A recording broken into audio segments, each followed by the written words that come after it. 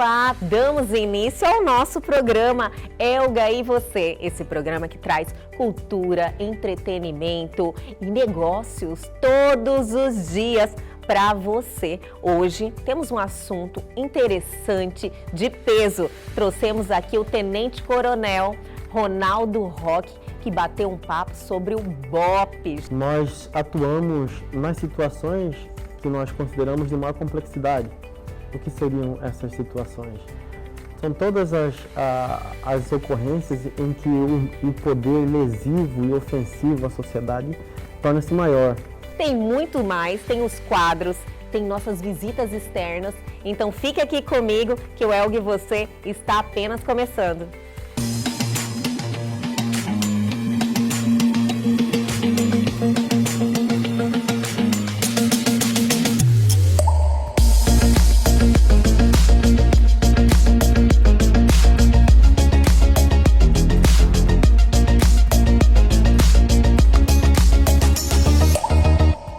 E agora vamos iniciar com esse quadro que eu adoro. É um quadro que nós homenageamos pessoas que fizeram acontecer, que fizeram história e engrandeceram a nossa Cuiabá, o nosso Mato Grosso. Começa agora personalidades daqui. E hoje vamos homenagear uma pessoa assim realmente que merece. É ela, Dona Bembem. Constança de Figueiredo Palma, mais conhecida como Dona Bembem, nasceu em Cuiabá em 1919 e ficou bastante conhecida nas festas de São Benedito. Dona Bembem foi uma mulher de extrema generosidade e muito prestativa a todos que precisavam de seus auxílios. Os relatos são unânimes ao retratarem sua figura simples ao lidar com as pessoas. Foi mãe do ex-prefeito de Cuiabá, Rodrigues Palma. Em razão da sua personalidade e espírito de acolhimento, a Casa de Bembem ficou distinguida como um lugar alegre e receptivo nas décadas de 60 e 70. O tradicional casarão sediou também as festas de São Benedito no centro da capital.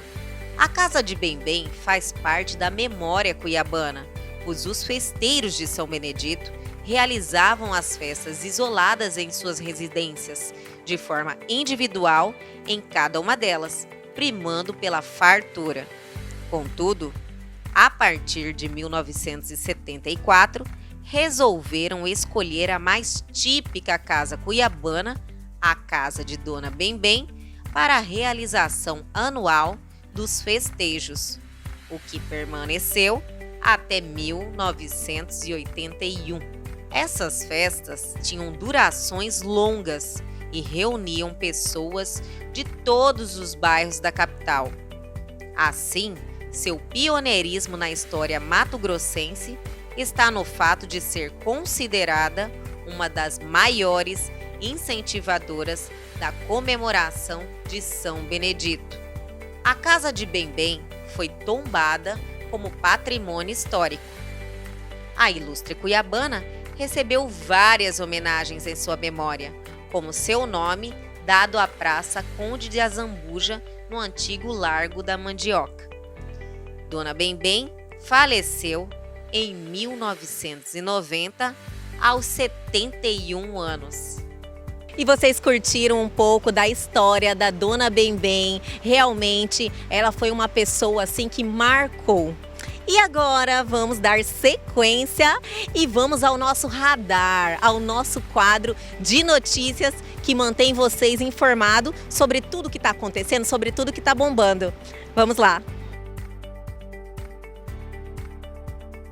Diretor do WhatsApp compara a lei das fake news à tornozeleira eletrônica. O diretor de políticas públicas do WhatsApp na região da América Latina, Pablo Belo, comparou um dos elementos da chamada lei das fake news ao uso de uma tornozeleira eletrônica por milhões de brasileiros. Segundo Belo, o ponto mais polêmico das leis em debate é a possibilidade de rastrear mensagens. Sem shows na agenda, Gustavo Mioto demite 18 pessoas da equipe. Contra a sua vontade, Gustavo Mioto teve que demitir sua banda, equipe técnica, motoristas. Porém, disse a todos que assim que tudo voltar ao normal, todos eles serão recontratados. Anvisa alerta para produtos de limpeza que não matam o novo vírus. Os relatos de intoxicação por álcool gel saltaram de 17 de janeiro a abril de 2019 para 108 no mesmo período deste ano. Desde que começou a pandemia do Covid-19, a limpeza da casa, de roupas e de alimentos virou uma obsessão para os brasileiros. A ânsia por atender a essa busca crescente por produtos que possam exterminar o novo coronavírus já virou motivo de disputa entre empresas e entrou no radar da justiça. Portanto, fiquem atentos. O governo do Rio Grande do Sul afirmou que agricultores estão apreensivos com a possível chegada de uma nuvem com milhões de gafanhotos provenientes da Argentina. A administração local afirma que está elaborando um plano de contingência e estuda a liberação de alguns defensivos agrícolas. Vacina contra a Covid-19 pode estar disponível 4 meses após o fim dos estudos clínicos, diz o diretor do Instituto da Fiocruz. O Instituto Biomanguinhos monitora pesquisas, incluindo a desenvolvida pela Universidade de Oxford, que poderia ter tempo de produção menor na Fiocruz. Padre Fábio de Mello desabafa sobre momento atual. Uma indignação diária.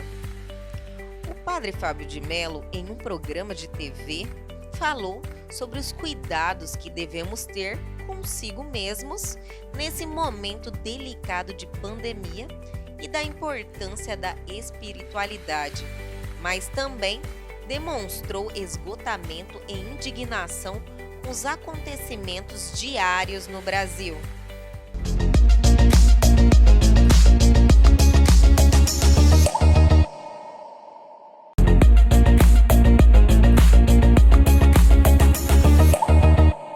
Estamos de volta agora com uma conversa interessante para mim e para vocês. Estamos recebendo aqui uma visita ilustre, Rodrigo Souza, que é o gerente de marketing do Shopping Estação. Que prazer te receber, Rodrigo. Feliz demais de estar aqui, bom te rever. Parabéns pelo programa. Que sucesso, hein? Desafio tá na televisão pra gente todos os dias. Mas a gente tá feliz. Tem te assistido, adorado tudo. Obrigada, Parabéns. Obrigada. Eu fico assim muito realmente feliz de ter esse retorno seu. Uma pessoa que já conversamos tanto, né? E que sabia, uma experiência. E sabia desde quando era um projeto ainda, né? A gente trocou algumas confidências. Eu falava, Rodrigo, olha, precisamos amadurecer e conversar sobre isso. Estamos aqui agora, então eu estou muito honrada de tê-lo aqui. Feliz demais pelo convite, obrigado. Rodrigo, você está à frente do Shopping Referência, Shopping Estação, né? Um grupo muito forte que teve essa retomada, estamos de portas abertas, graças a Deus, que permaneça. Como é que está aí esse novo momento? A gente tinha um desafio, Elga, a fala do nosso líder político, né, o nosso prefeito, ele falava que era uma retomada lenta, gradual e necessária. E isso nos pautou, a nossa campanha, a gente precisou entrar num nível de detalhe da nossa preocupação, que a gente fala que é com calma, com alma e com respeito a você. Então, todas as nossas decisões de protocolo de recomendação de biossegurança, elas são pautadas no decreto. Então, normas de higienização, enfim. Só que quando a gente se deparou com aquele documento, que é frio e técnico, a gente pensou em cada pessoa que fosse receber aquela informação.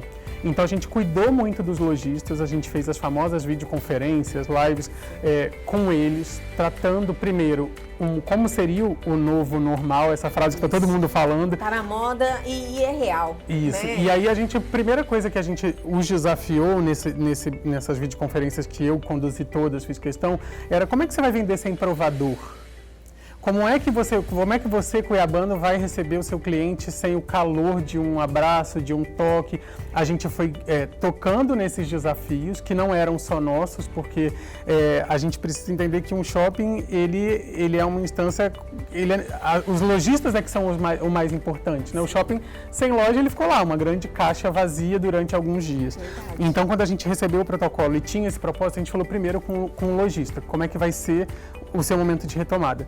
Depois a gente cuidou muito dos nossos, então a gente foi readmitir alguns terceiros que a gente precisou dispensar, de limpeza, segurança. A nossa equipe da administração a gente não parou, a gente ficou trabalhando em regime de home office e em grupos, então somos 3 equipes até hoje, a gente não encontra com os amigos, então a gente também tem essa limitação.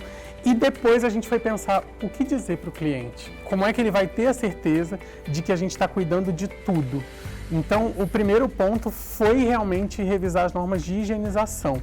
Então, a gente foi atrás dos produtos certos, de consultores de biossegurança certos, para saber se o processo que a gente fazia, né, se o movimento da flanela que vai limpar o corrimão no tempo. Então, a gente teve esse cuidado. E o que a gente pode dizer é que, para quem tiver a tranquilidade de vir, nós sim estamos preparados. É um ambiente que é 100% monitorado, a gente controla a temperatura de todo mundo que entra, a gente sabe quantas pessoas estão dentro do mall. Os nossos protocolos de limpeza com a jornada reduzida foi fácil da gente se adaptar. Mas o que eu tenho para dizer quando você fala desse novo momento, a gente se preparou muito para esse grande dia da reabertura das portas. E eu já estive várias vezes no Shopping Estação e eu consigo enxergar, Rodrigo, como consumidora, que é um dos lugares mais seguros que tem. Porque quando você está, por exemplo, no centro da cidade, não tem nenhum controle. E você chega lá, tem uma entrada somente ali pelo estacionamento. Né? Isso, a gente tem 2 entradas e a gente uma das regras também uma das principais regras é a gente aferir a temperatura. Um do grande indicador desse momento que a gente está vivendo, da fatalidade do vírus, é a temperatura. Então, quem apresentar estado febril ou próximo, a gente recomenda que não acesse o mall. Seja um colaborador, seja um cliente, seja um motoqueiro de entrega dos aplicativos de comida. Então, a gente toma esse cuidado. Então, isso aí já traz uma segurança, né? Porque alguém que já está uma temperatura que pode correr um risco já nem entra no shopping. Isso. Eu, toda vez que eu vou lá medir a temperatura, eu falo, meu Deus. Para a gente foi muito diferente, mesmo tendo o ensaio do que foi o supermercado, porque acho que todo mundo foi ao supermercado nesse período, né? O supermercado, ele já estava fazendo isso. Então, assim, foi um grande ensaio a gente perceber, inclusive, a diferença de qual rede era mais acolhedora, qual rede higienizava mais o equipamento. A gente observou o item essencial que eu acho que se movimentou mais rápido, foram as redes de supermercado. Eu acho que os empresários aqui estão de parabéns, né? A gente sente mesmo, tem dia que está mais cheio, menos cheio, mas a gente tomou esse cuidado. E o shopping, ele está também, as pessoas estão tendo essa segurança, né? Estão indo na estação. Toda vez que eu chego lá, eu vejo um fluxo considerável. A gente tem, Elga, como perfil de consumo, 2 perfis de clientes. A gente tem os que estavam sentindo muita falta, que talvez seja o nosso nicho, de ver as pessoas, de saber das novidades, e porque essas pessoas, o shopping ele era quase que um time de futebol, existe uma paixão, um pertencimento, e isso a gente valoriza muito. E tem o outro extremo, as pessoas que estão, enfim, mais inseguras, com um risco maior, que usam luvas e que tem uma jornada que ela liga para a loja para saber se tem uma coisa porque ela quer passar muito rápido. E como que a gente bota para conviver nesse mesmo ambiente esses 2 tipos de pessoas, né? A pessoa que quer ser mais ágil, enfim. E aí a gente precisou orientar as nossas equipes e falar sobre esses 2 perfis muito distintos também com os lojistas. Quem veio para passar tempo, ver vitrine, enfim, talvez já senti falta dos bancos. Eu não sei se você reparou, o shopping mais confortável da cidade, a gente precisou isolar aqueles lounges todos porque não pode ter área de não é o momento de passar o tempo.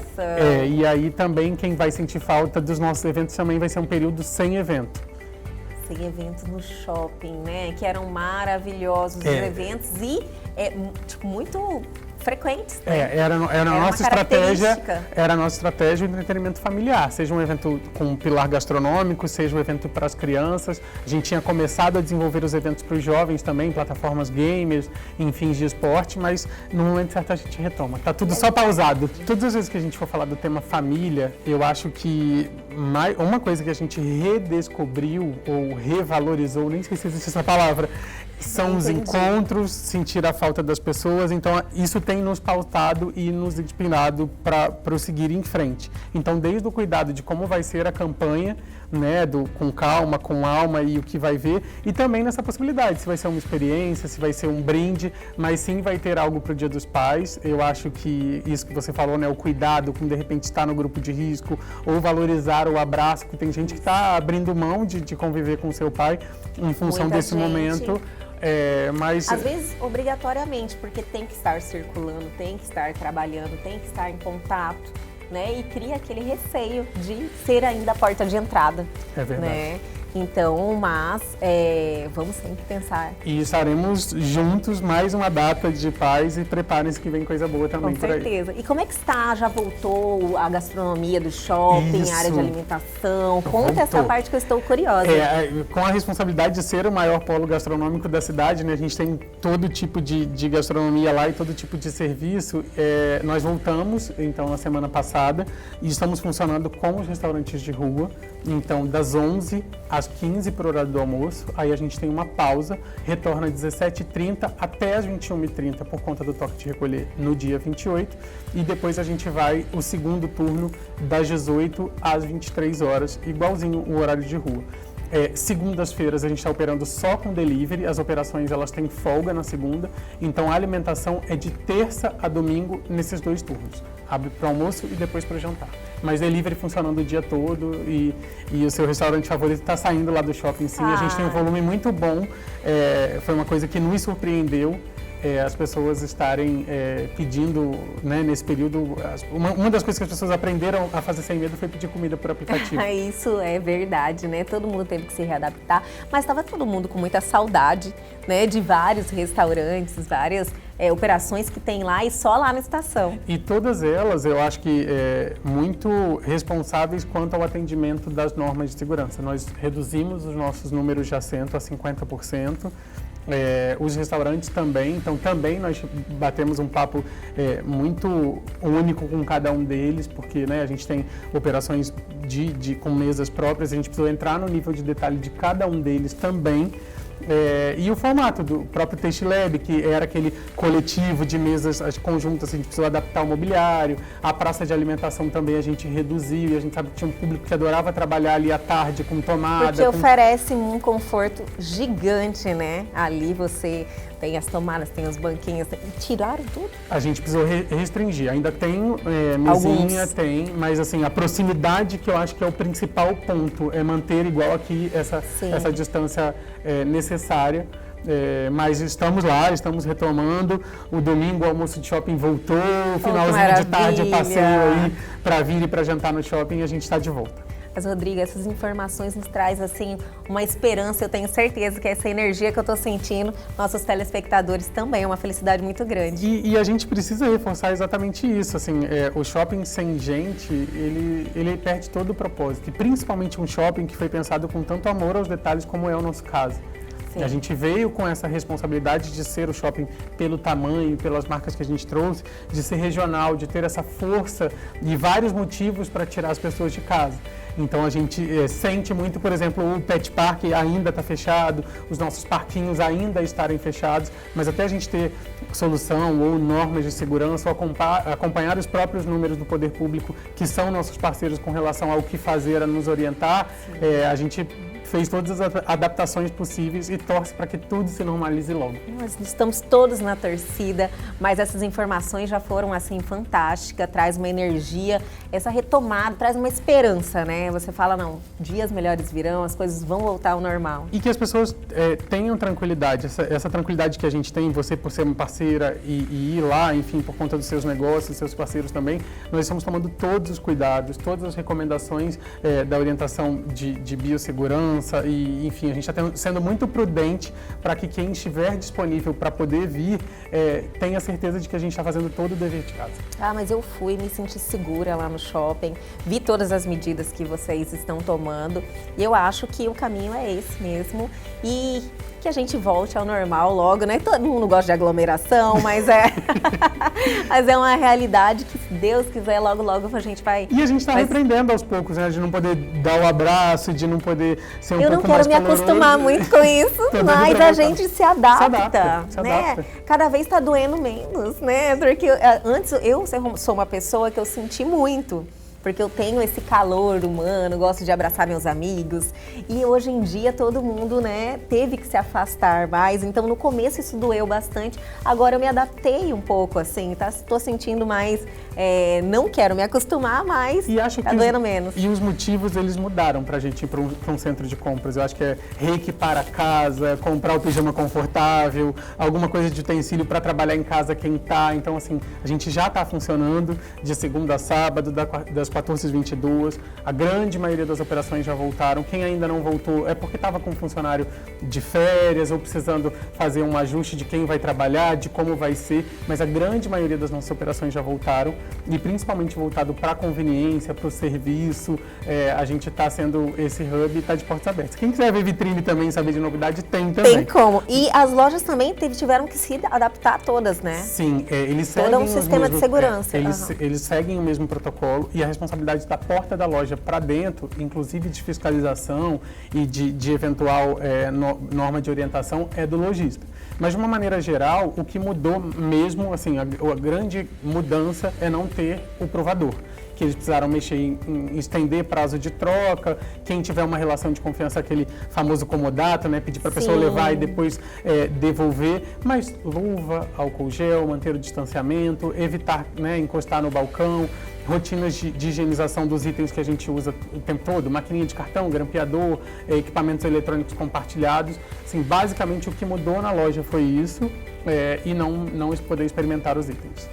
Mas é isso aí, Rodrigo, muito obrigada pelas informações, pelos esclarecimentos e por essas notícias boas.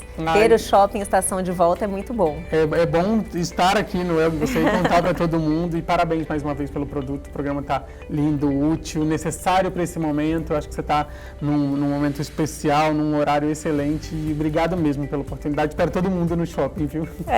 Eu vou estar lá, com certeza. Estamos juntos. Obrigado. Agradeço muito você estar aqui.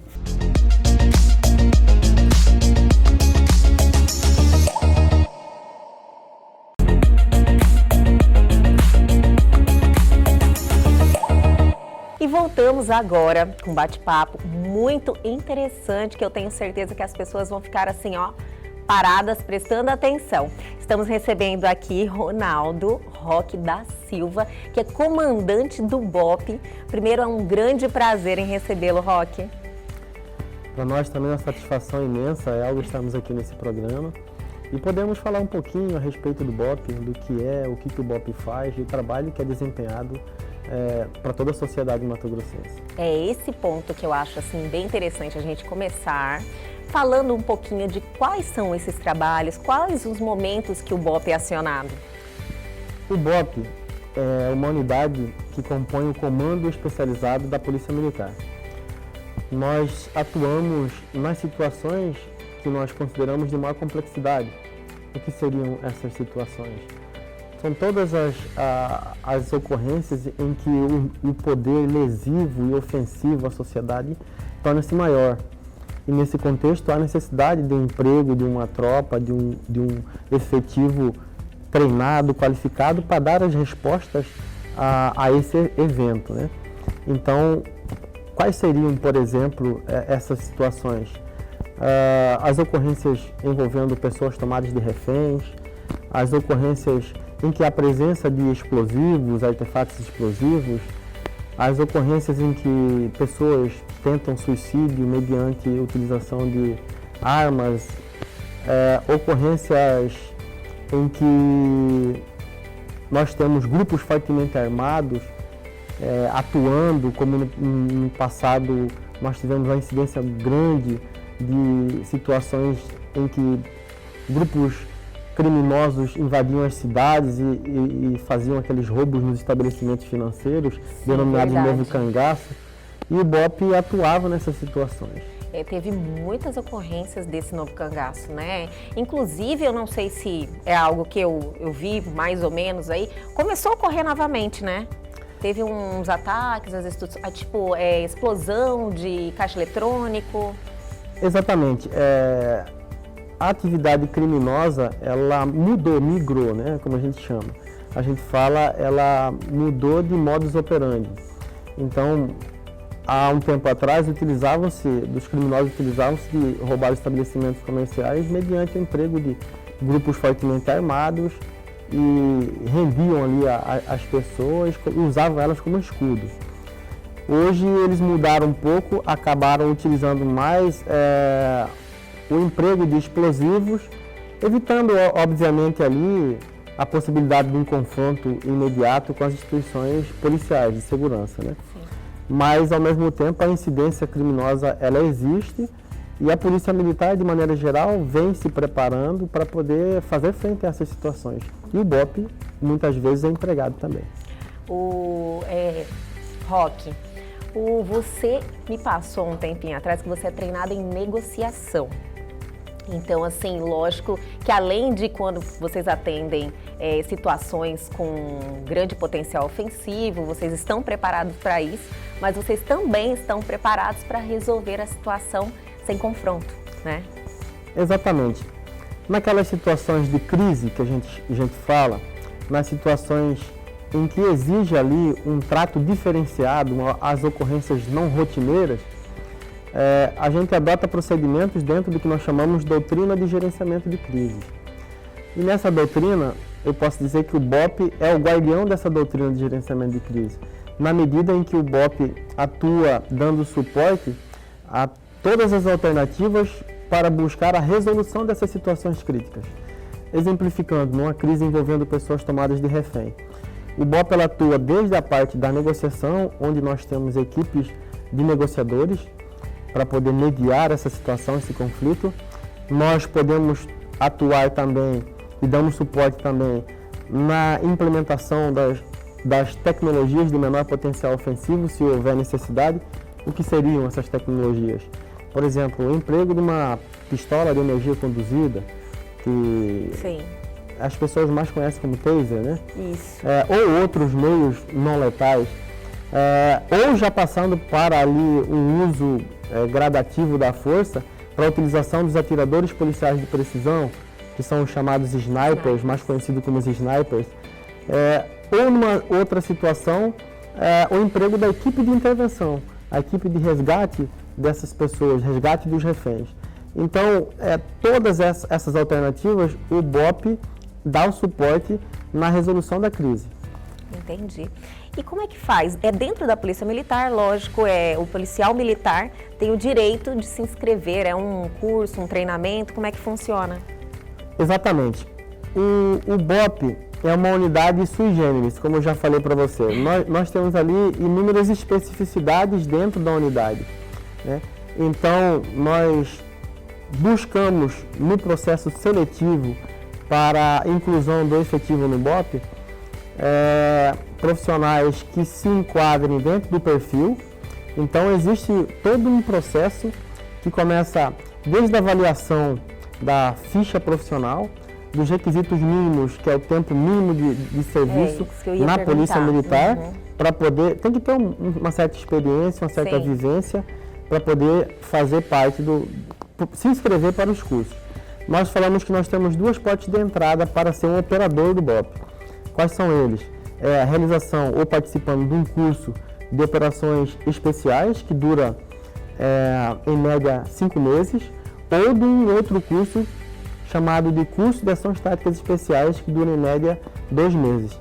Ambos credencia o profissional a poder ser um operador do BOPE, aqueles que concluem o curso. Existem inúmeras fases, né, nesse processo seletivo. Como eu falei, desde a inscrição eles já são avaliados, né? Então depois tem ali avaliação física, avaliação psicológica para verificar exatamente se enquadram dentro dos perfis exigidos. E o próprio curso, ele é constituído de etapas, né? E nessas etapas existem as avaliações também.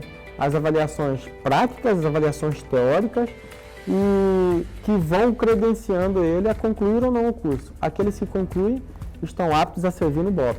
E ainda assim, depois que estão servindo lá, existe periodicamente um período de estágio e avaliações constantes para poder manter-se em condições de ser empregado. Então, o filme que foi feito, Tropa de Elite, criou assim essa curiosidade que eu falo, mas também assim passou como se o curso para ingressar no BOP fosse algo assim muito complicado. Realmente retrata uma realidade? Tem que ter uma resistência muito grande, tem que ser ponta firme, aguentar mesmo. Tem. O curso, obviamente, que é uma obra de ficção, Sim. mas muito de Existe ficção. algum exagero ali? Mais ou menos. Eu vou tentar explicar aqui. Como eu falei, o processo seletivo, ele é demorado, ele Exige bastante. Exige muito. E o curso é uma dessas fases. Como o nosso profissional ele tem que estar em condições de atuar nos momentos mais difíceis, né? Ele tem que ser muito testado. Tem que estar preparado, né? Exato. E como que a gente faz esses testes? Durante o curso também. Então, o filme retrata ali uma dificuldade na parte física, na parte psicológica, emocional. Eu posso dizer que é difícil. Tem aquilo ali, sim. Tem daquelas dificuldades, naturalmente que tem. Existem as várias fases que tem. Mas, assim, é até complicado para mim falar exatamente como que é. Entendo.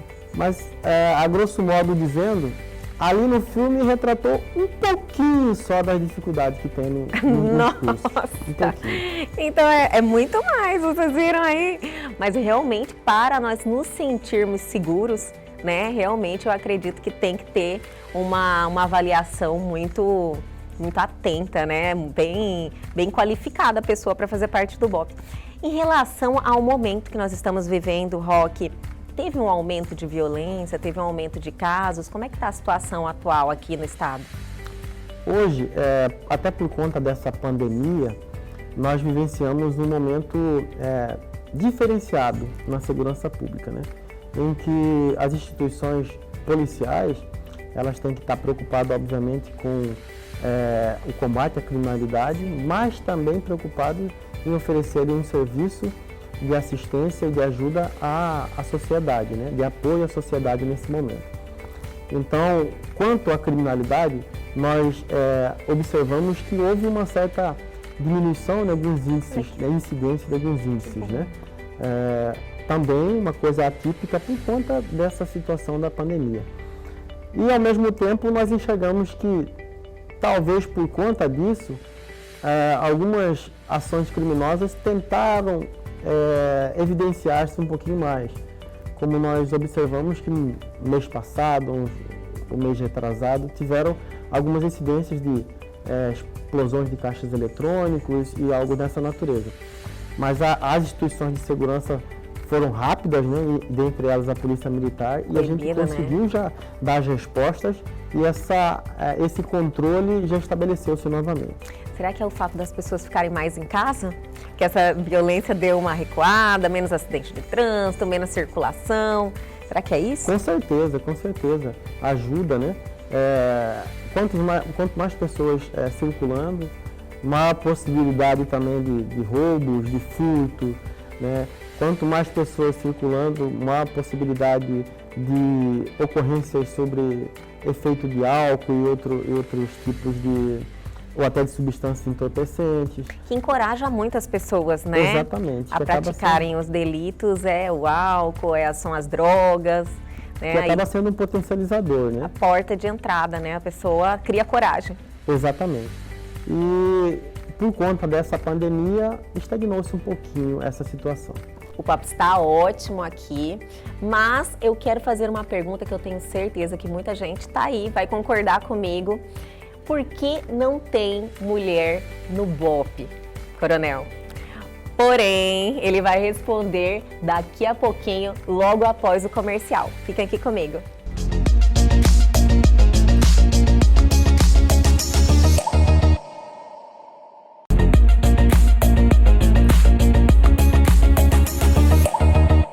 E voltamos aqui, eu sei que todo mundo ficou muito curioso, eu estava aqui perguntando ao Coronel Roque por que não tem mulher no BOPE, Coronel? Na verdade, tem mulher no BOPE, tem sim mulher no BOPE. É que nas funções de operadores, né, é que nós não temos nenhuma profissional ainda atuando, aquelas que fizeram o curso de ações táticas especiais ou de operações especiais. No passado nós já tivemos as profissionais que já atuaram como operadores, né? Mas especificamente para intervenção, para intervenção tática nós não temos nenhuma mulher. Então é aberto, normal, a inscrição, a mulher vai e faz, só que não concluiu o curso? O que acontece assim, nós temos mulheres na parte administrativa, como eu falei, nós somos, Sim. A unidade ela tem várias especificidades, né? E algumas tarefas, elas exigem como pré-requisito um curso de operações especiais e ações táticas especiais. Então, por exemplo, para ser o operador. Já tivemos inscrições e é aberto, obviamente é aberto, não há discriminação nesse aspecto. No processo seletivo nosso, nos editais dos cursos nossos, é aberto para tanto masculinos como femininos. Mas a procura ainda não é tão grande, né?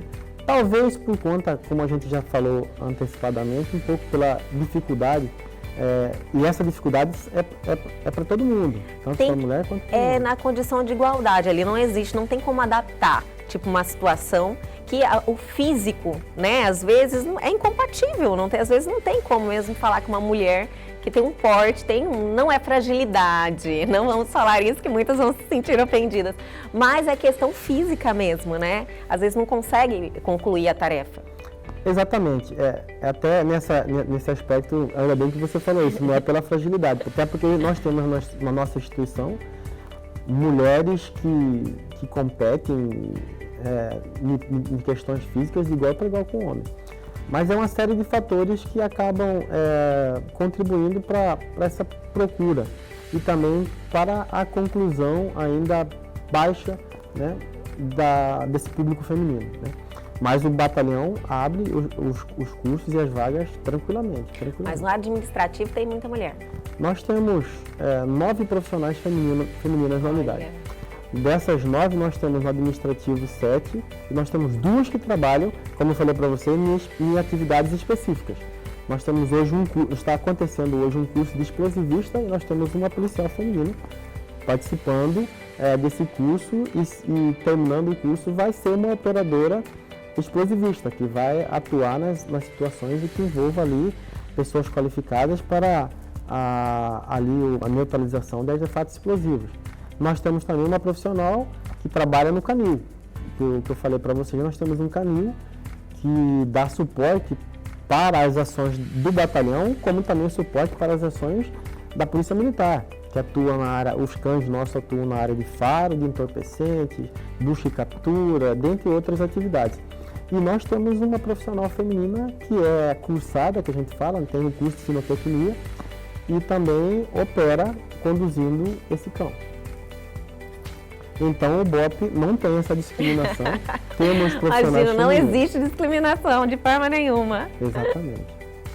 O BOPE, além de combater aí um crime um potencial mais ofensivo, ele também tem muitos projetos sociais, né? Conta um pouquinho dessa parte do BOPE pra gente. Pois é, nós temos no BOPE, desenvolvemos alguns projetos, né? Até por conta das pessoas fazerem aquela imagem do BOPE, uma unidade mais repressiva, Sim. Uma unidade que atua mais, como você disse, nessas situações mais críticas, em que tem que ter uma resposta mais incisiva. Há essa necessidade, sim, mas nós também atuamos preventivamente. Como que nós atuamos preventivamente? Nós temos esse projeto social denominado Projeto Judô BOPE, em que a gente traz para dentro da unidade e trabalha com cerca de 300 crianças e adolescentes, onde nós, através da prática da modalidade judô, tentamos agregar valores também nessas crianças e nesses adolescentes para fortalecimento desses valores que vão conduzi-los aí à formação de um bom cidadão. E o maior legado que nós podemos deixar, eu até falo muitas vezes, as pessoas se perguntam, nós não procuramos educar filho de ninguém. Ao contrário, na verdade, é um reforço para que busque ali exatamente aqueles valores que já traz de casa. Né? Com certeza. Para poder formarmos bons cidadãos. E vocês, assim, contam a história do BOP para essas crianças que participam aí desse projeto? É interessante, eu acompanhei, eu tive a oportunidade de acompanhar desde o início, que começou de forma bastante modesta, né?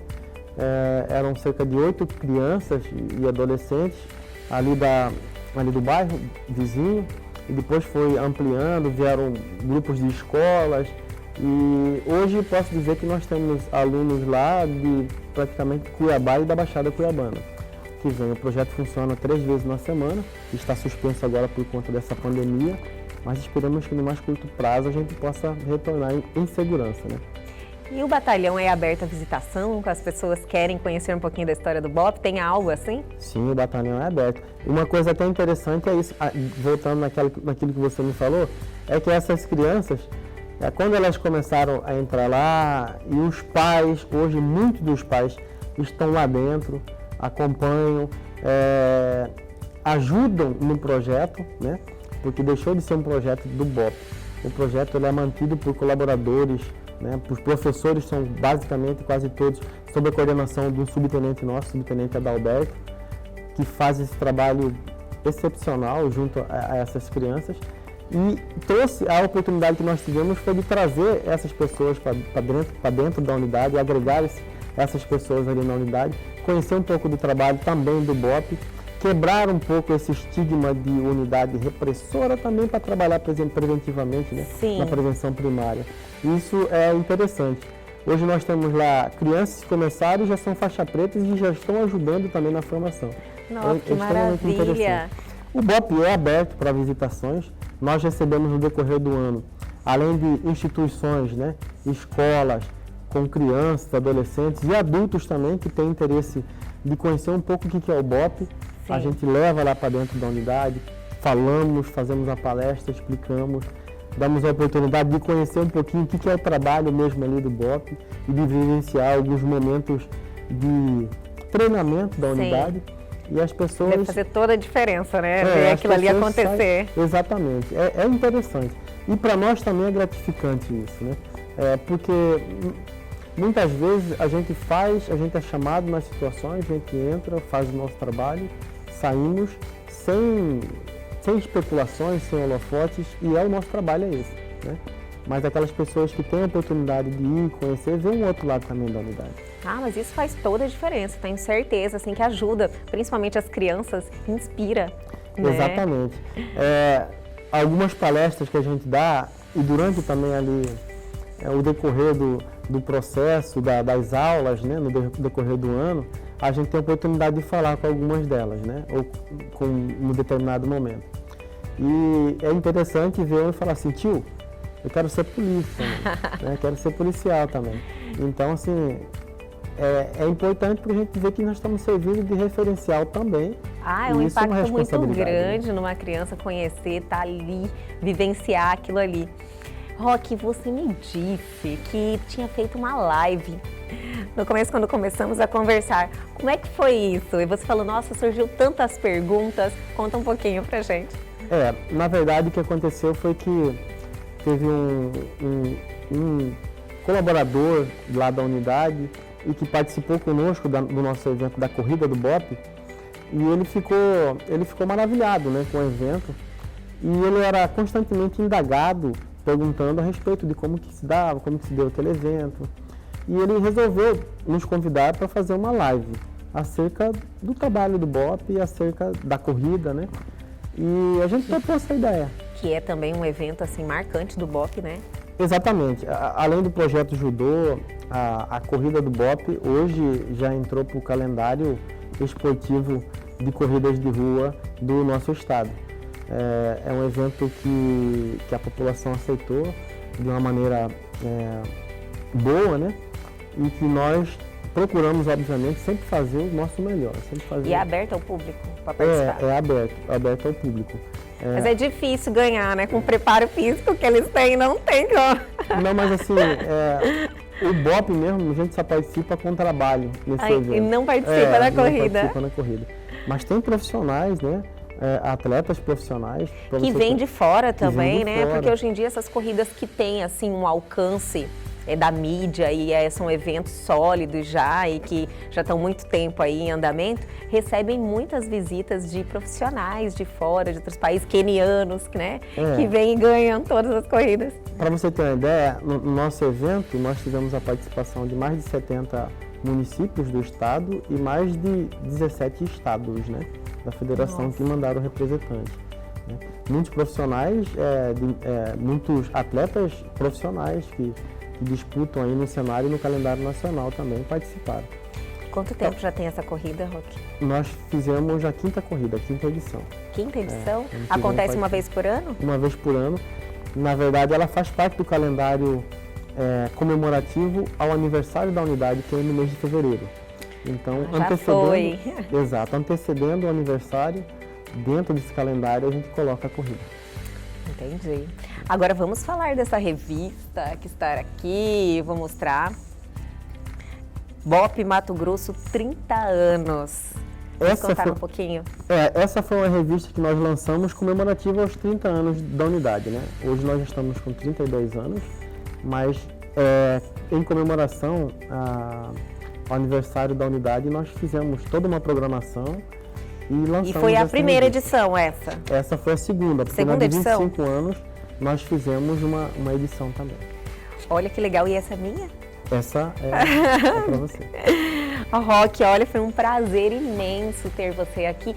E eu queria, antes, finalizando, eu quero perguntar como é que estão os projetos agora, tem algo novo que o BOP está fazendo, que a gente possa passar aí para nossos telespectadores? O BOP, a gente sempre procura estar buscando estar em condições de dar sempre respostas para os momentos em que a sociedade, em que a segurança pública vive, né? Sim. Vivencia.